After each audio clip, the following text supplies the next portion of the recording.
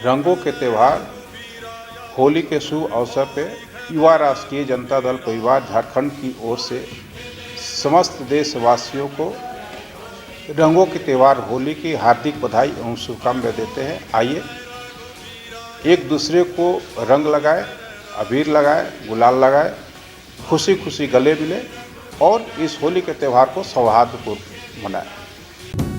नमस्कार, जोहार, प्रणाम। मैं सुबोध पासवान, प्रदेश प्रवक्ता, युवा राष्ट्रीय जनता दल। होली 2023 की आप सभी झारखंड के वासियों एवं चतरा विधानसभा के समस्त जनता को बहुत बहुत बधाई एवं शुभकामनाएं। आशा है आप लोग 2023 में इस होली के पावन अवसर पर सभी सौहार्दपूर्ण होली मनाइएगा और सारे भाई बंधु एक साथ मिलकर एक झारखंड के इतिहास में एक नया पयाम गढ़िएगा। एक बार फिर से होली की बहुत बहुत शुभकामनाएं, बधाई एवं धन्यवाद। जय झारखंड, जय जोहार। मुख्यमंत्री हेमंत सोरेन के प्रधान सचिव राजीव अरुण एक्का के खिलाफ सीबीआई जांच की मांग को लेकर बीजेपी ने राज्यपाल से सीबीआई जांच कराने की मांग की है, तो वहीं राजीव अरुण एक्का ने भी अपनी चुप्पी तोड़ी है। राजीव अरुण एक्का ने बाबूलाल मरांडी पर राजनीतिक आरोप लगाने की बात कही है। मुख्यमंत्री हेमंत सोरेन के प्रधान सचिव राजीव अरुण एक्का फिलहाल बीजेपी के निशाने पर हैं। बीजेपी ने उन पर आरोप ऐसे लगाए थे कि मुख्यमंत्री हेमंत सोरेन को उनका तबादला करना व्यवस्थापूर्ण दिखाई देता है। अपने ऊपर लगे आरोपों पर उन्होंने अब अपनी चुप्पी तोड़ी है। वहीं राजभवन जाकर बीजेपी ने यह मांग की है कि सीबीआई जांच जरूरी है। राज्य के प्रमुख आईएएस अधिकारी राजीव अरुण एक्का, जो मुख्यमंत्री के प्रधान सचिव थे, वो गलत काम कर रहे थे।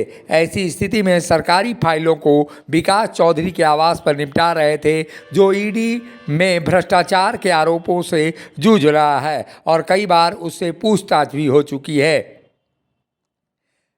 राज्यपाल सीपी राधाकृष्णन से मुलाकात कर बीजेपी ने सीबीआई जांच की मांग की है। इसके साथ ही उन्होंने सरकारी अधिकारी के रूप में जो नियमों का उल्लंघन किया है उस पर कानून कार्रवाई करने की भी मांग की गई है। इसके साथ ही बीजेपी राजभवन जाकर यह भी दर्शाना चाहती है कि मुख्यमंत्री हेमंत सोरेन के प्रधान सचिव के रूप में पैसे की उगाही हो रही थी। आज हम लोग महामहिम राज्यपाल महोदय के पास गए थे, खास करके जो मुख्यमंत्री के निजी सचिव रहे श्री राजीव अरुण एक्का, उनका जो एक बिचौलिए के घर में जिस प्रकार से सरकारी फाइल निपटा रहे हैं, एक सरकारी गोपनीयता का भंग और भ्रष्टाचार का बड़ा मुद्दा बनता है। हम लोगों ने उनको अविलंब सस्पेंड करने की बात कहा है, उन पर एफआईआर करने की बात और सीबीआई जांच की बात किया है और इस पूरे दायरे में मुख्यमंत्री भी सम्मिलित हैं। तो उस पूरे जांच की उन्होंने आश्वासन दिया है कि मैं इस पर जो भी नियम पूर्वक कार्रवाई है मैं उसको करूंगा। मुख्यमंत्री हेमंत सोरेन के प्रधान सचिव रहे और आईएएस अधिकारी राजीव अरुण एक्का ने भी अपनी चुप्पी तोड़ी है। वो चुप्पी तोड़ते हुए अपना पक्ष रखते हुए इन आरोपों को राजनीति से प्रेरित बता रहे हैं।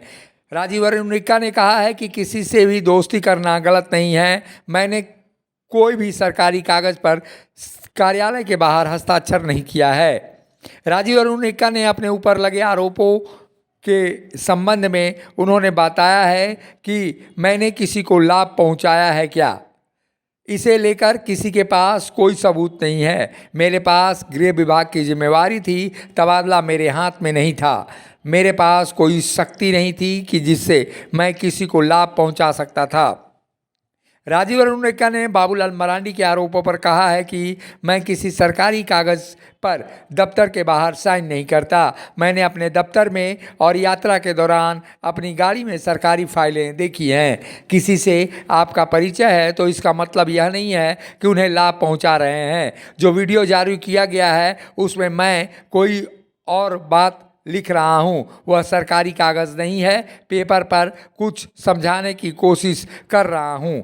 मेरे 30 साल के कैरियर में कोई दाग नहीं है। मैंने अपना काम पूरी तरह से ईमानदारी से किया है। मेरे 30 साल के कैरियर में मुझ पर कभी भी आरोप नहीं लगे हैं।